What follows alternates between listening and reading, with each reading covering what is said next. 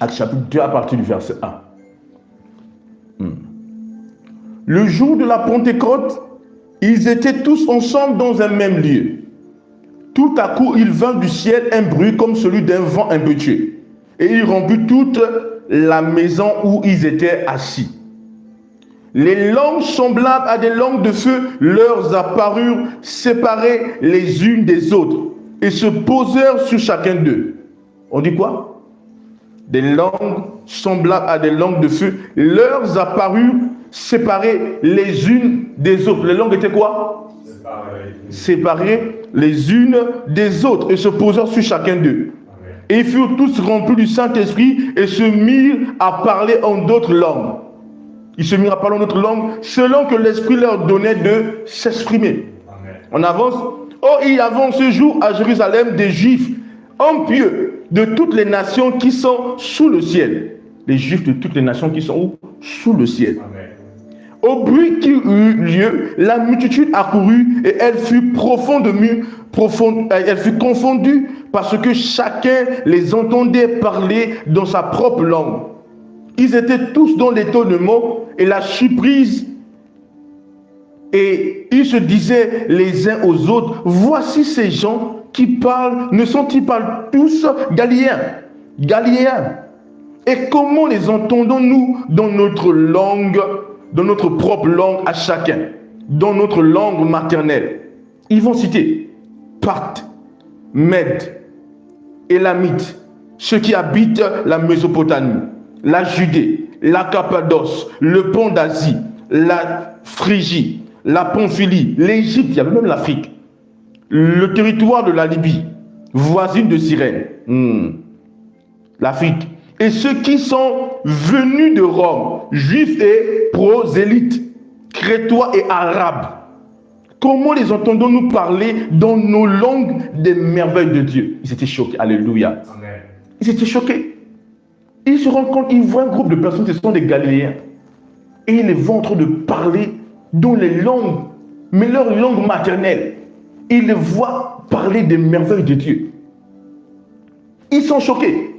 Mais nous, vous devez prêter attention à quelque chose.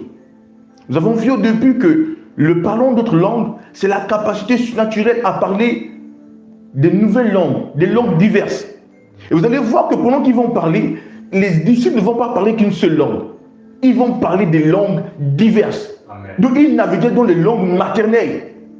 Les gens étaient choqués. Ils disent, comment ces gars-là peuvent parler dans nos langues maternelles? Comment ils peuvent parler dans nos langues maternelles d'Afrique, de l'arabe? Quelqu'un nous suit ici? Amen. Les Crétois, les Mèdes, ils ont cité plusieurs. Ils disent, comment c'est possible? Parce que ces éléments, ces personnes avaient reçu la capacité surnaturelle à parler de nouvelles langues. Amen. Donc ils pouvaient entrer dans des dialectes différents. Amen. Parce que c'était pas, c'est surnaturel. Amen. Ils n'ont pas appris à parler la langue maternelle de certaines personnes, mais ils s'exprimaient dans la langue maternelle. Et les gars étaient choqués. Ils sont en train de raconter les merveilles de l'Éternel. Oh, gloire à Dieu. Amen. Ils étaient choqués. Ils disent, comment pouvons-nous les entendre? C'est pas juste un groupe de personnes. Il n'y avait pas que des Arabes qui le disaient. Les Égyptiens disaient aussi, comment c'est possible? Les Crétois. Amen. Les gens de la Libye. Un peu partout. Parce qu'il y a la plupart des peuples étaient réunis. Ils étaient choqués. Ils disaient, comment c'est possible? Parce que ces gars avaient reçu une capacité surnaturelle. Amen. Une capacité de naviguer dans les langues diverses. Amen. Dans les dialectes. Ils ne pouvaient plus être limités juste par la langue des Juifs. Amen. Non, par l'hébreu, non. Par le grec, non. Ils naviguaient dans les dialectes. Amen. Et ces gens étaient choqués, ils disent, mais comment ils prononcent bien dans nos langues maternelles? Amen. Ces gars ne sont jamais venus en Égypte, ne sont jamais venus en Libye, ni en Éthiopie, mais comment ils peuvent s'exprimer dans nos langues maternelles, même pas la langue nationale, la langue maternelle? Amen. Et ils sont en train de révéler les mystères de Dieu. Amen. Donc, ils sont en train de naviguer. Imaginez-vous, et Karabivia, ils descendent de notre dialecte. Amen. Parce qu'ils étaient 120. Ils ont parlé dans plusieurs langues. Ils étaient incontrôlables. Ils maîtrisaient les langues. Mais on dit les langues semblables à des langues de feu. Ils ont reçu une capacité de naviguer dans Amen. Tous les dialectes. Ils n'étaient plus limités. Mais Pierre, comment Pierre peut parler les langues de l'Égypte? Où il a appris les langues de l'Égypte? Comment Pierre peut parler les langues de la Libye, de l'Éthiopie? Comment c'est possible? Comment c'est possible? Parce que quand on parle des langues, il faut manipuler la langue. Amen. Parce qu'il y a des langues c'est compliqué parfois de s'exprimer dans d'autres langues. Si tu n'as même pas essayé une fois. Mais ces garçons, ils sont en train de parler dans des langues, des dialectes, Amen. Des langues maternelles d'autres peuples. Amen. Avance en fait. Yes. Je me suis dit, oui. Ils étaient tellement choqués. Tellement choqués. Ils n'étaient pas limités. Amen. Alors certains vont venir, vont dire non, mais la Bible nous dit qu'ils ont parlé des langues crétoises, des langues intelligibles. Non, la Bible nous dit parce qu'ils avaient déjà reçu la capacité surnaturelle. Amen. Ça ne veut pas dire que le parlant d'autres langues, c'est parler des langues humaines. Non. Ça veut dire qu'ils ont reçu une capacité surnaturelle. Amen. Ils pouvaient naviguer dans différentes langues. Amen. Et lorsqu'on arrive chez Paul, dans 1 Corinthiens chapitre 14, verset 1, on arrive au verset 2, Paul dit, celui qui parle en d'autres langues ne parle pas aux hommes, il parle à Dieu. Et c'est son esprit qui dit le mystère. Là, Paul nous révèle une facette même encore de cette capacité. C'est que cette capacité ne nous permet pas seulement de naviguer dans les langues humaines, mais nous permet aussi de naviguer dans des langues divines, Amen. Dans des langues spirituelles. Amen. Elle nous permet de nous exprimer avec Dieu, de parler avec Dieu, Amen. Dans des langues divines. Amen. Donc on peut parler dans la langue de la divinité. Amen. Donc la capacité surnaturelle n'était pas seulement limitée aux langues humaines, Amen. Même les langues divines. Les langues divines, les langues spirituelles, des esprits. Quelqu'un me suit ici? Amen. Oui, on dit celui qui parle en langue ne parle pas aux hommes. Il parle à qui? À Dieu. On dit son esprit qui dit des mystères. Donc il parle dans un langage codé que les hommes ne peuvent pas comprendre. Mais qu'en esprit, ce sont des grands secrets. Ce sont des choses qu'il dit en esprit. Quelqu'un me suit ici? Oui. Et il parle directement à Dieu. Donc, en conclusion, le parlant notre langue, le deuxième signe, c'est la capacité que Dieu a donnée. La capacité surnaturelle à parler des langues diverses. Amen. Les langues de la création. Donc, en tant qu'enfant de Dieu, tu n'es pas limité au français. Tu n'es pas limité à l'anglais. Tu n'es pas limité au Wolof, au Fon, au Zébi, au Pounou, au Sérère, au Russe, au Portugais. Non. Nous avons reçu la capacité de naviguer dans les langues diverses. Amen. Une capacité surnaturelle. Nous pouvons nous introduire dans différents dialectes et s'exprimer aisément par l'Esprit de Dieu. Amen. Je vous dis une chose. Ce que l'Église ne sait pas, l'Église ne pourra pas manifester. J'ai dit quoi? Ce que l'Église ne sait pas, l'Église ne pourra pas manifester. Ou dirais-je, ce que les chrétiens ne savent pas, ils ne pourront pas manifester. Dans le principe de la manifestation des grâces, des bénédictions spirituelles, le principe de la reconnaissance d'une bénédiction est un principe très important. Ce que tu ne reconnais pas, ce que tu ne connais pas, tu ne pourras pas le manifester. C'est pourquoi, en tant qu'enfant de Dieu, vous n'acceptez pas que cette capacité surnaturelle, ce don est une capacité surnaturelle d'opérer dans divers dialectes. Vous n'allez pas comprendre. Ce n'est pas juste dans le fait de peut-être dire baba baba seulement. C'est vrai que baba baba est puissant, est glorieux, mais ce n'est pas juste là. C'est plus profond que là. Et vous devez le comprendre. Vous devez l'attraper. Alléluia. Amen. Est-ce que je peux avancer? Avance, prophète. Alléluia. Amen. Alors nous allons revenir maintenant dans 1 Corinthiens chapitre 14, verset 1. On est au verset 1, on a lu au verset 2. On a vu, en effet, celui qui parle en langue ne parle pas aux hommes, mais à Dieu, car personne ne le comprend, et son esprit qui dit quoi? Des mystères. Maintenant là, je n'ai pas envie d'avancer, parce que ça c'est profond.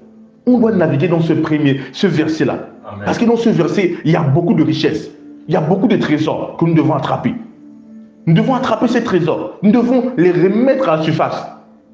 Écoutez. En effet, celui qui parle aux langues ne parle pas aux hommes, mais à Dieu, car personne ne le comprend. On dit parle à qui? À Dieu. Il ne parle pas à qui? Aux hommes. Car personne ne le comprend. Quand il dit personne, il parle de qui? Des hommes. Amen. Même si ce n'est pas des hommes, on va mettre dans le contexte des hommes. Amen. Parce que personne, c'est aussi très vaste. Amen. N'est-ce pas?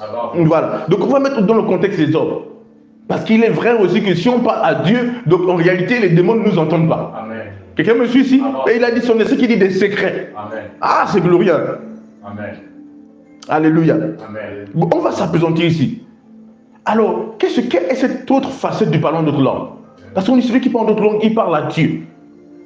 Donc pour nous que vous parlons d'autres langues, vous parlez à Dieu. Alors je dis une chose. Dans la capacité surnaturelle à parler plusieurs langues, des langues diverses, la langue fondamentale, c'est la langue de la divinité. Amen. Quelqu'un me suit ici? Amen. La langue de base, c'est la langue de la divinité. Parce que n'oubliez pas, en Christ, nous sommes des dieux. Amen. Étant donné que nous sommes des dieux, notre langage de base, c'est la langue de la divinité, la langue des dieux. Amen. Donc quand on parle avec Dieu, on parle dans la langue des dieux. Donc c'est notre langue de base. Au-delà des langues des anges, les langues des hommes, les langues des créatures, il y a la langue de Dieu. Alors quand on s'exprime dans la langue de Dieu, on parle entre des fils de Dieu.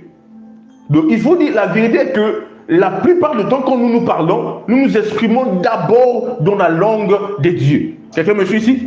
D'abord, dans la langue de Dieu.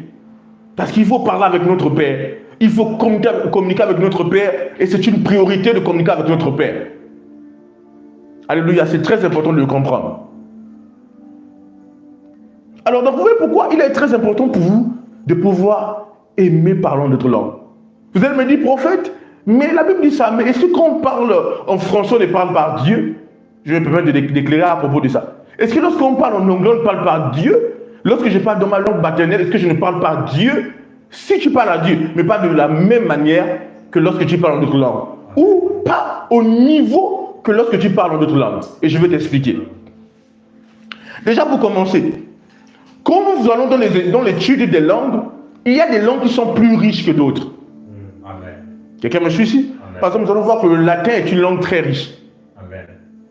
Donc nous allons voir que plusieurs de nos mots parfois viennent du latin. Quelqu'un me suit ici? Nous allons voir ces langues un peu anciennes là qui sont tellement riches. Et nous allons peut-être voir l'anglais et le français. Et pour ceux qui ont fait des études, vous allez vous rendre compte que l'anglais est plus riche que le français. Amen. Il y a des mots en anglais qui ne trouvent pas leur pleine expression en français. Amen. Par exemple, il y a 3 mots en anglais, mais en français, il n'y a qu'un seul mot. Quelqu'un me suit ici? Amen. Donc, l'anglais est plus riche que le français. Amen. Quelqu'un me suit ici? Amen. Maintenant, quand on parle des langues, il y a des choses que dans votre langue humaine, vous ne pouvez pas exprimer. Imaginez-vous, si entre les langues humaines, il y a une distinction. Il y a des langues plus riches que d'autres.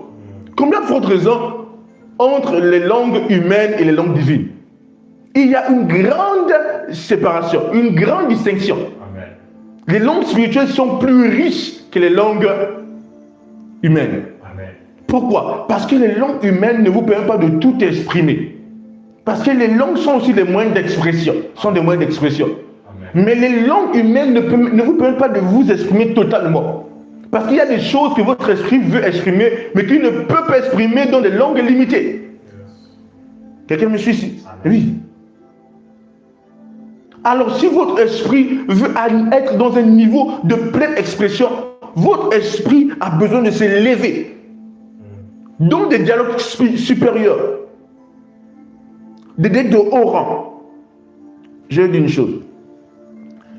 Écoutez, je vous ai déjà donné, pour ceux qui... je vous ai déjà expliqué cette expérience-là. Ce n'est pas la seule expérience, mais je reviens dessus. Alors, un jour, un ange est venu vers moi. Et l'ange m'a dit un mot. Et quand l'ange m'a parlé, le mot qu'il a dit, ce mot signifiait 2 choses en même temps. L'ange m'a dit, tu m'as invoqué, tu m'as convoqué. Quelqu'un me suit ici? C'était un mot, mais qui avait un sens profond. Donc quand l'ange arrive, il dit, tu m'as invoqué, tu m'as convoqué. C'est pas qu'il a dit, tu m'as invoqué, tu m'as convoqué. Non. Le mot qu'il a dit dans mon entendement a sonné convoqué et invoqué. Or, on sait que dans le français, convoqué et invoqué sont 2 mots différents. Quelqu'un me suit ici? Amen. Voilà. Mais ce ange, quand il m'a parlé, il m'a dit un mot, mais en me disant ce mot avait 2 sens en même temps.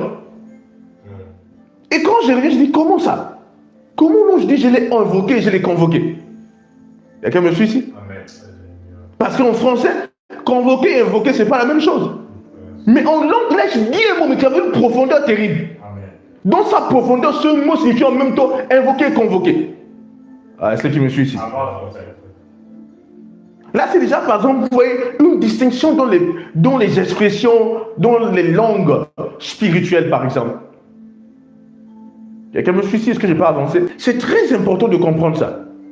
Maintenant, si toi, tu continues à opérer dans les langues, par exemple, intelligibles, le français, il y a des choses que ton esprit va vouloir dire à Dieu, mais qu'il ne pourra pas dire. Est-ce que tu as déjà arrivé de vouloir dire des choses, mais les mots te manquent? Amen. La sensation est trop forte, mais tu n'arrives pas à dire quelque chose. Tu veux bien dire quelque chose qui est à la hauteur de ce que tu ressens, mais tu ne peux pas. Parce que ton langage humain est tellement limité. Et ne peut pas te permettre de t'exprimer et de donner la grandeur, la chose, cette sensation que tu as à l'intérieur de toi. Mais lorsqu'on reçoit les langues divines, les langues spirituelles, la langue des fils de Dieu, dans cette langue, on peut s'exprimer en totalité. Amen.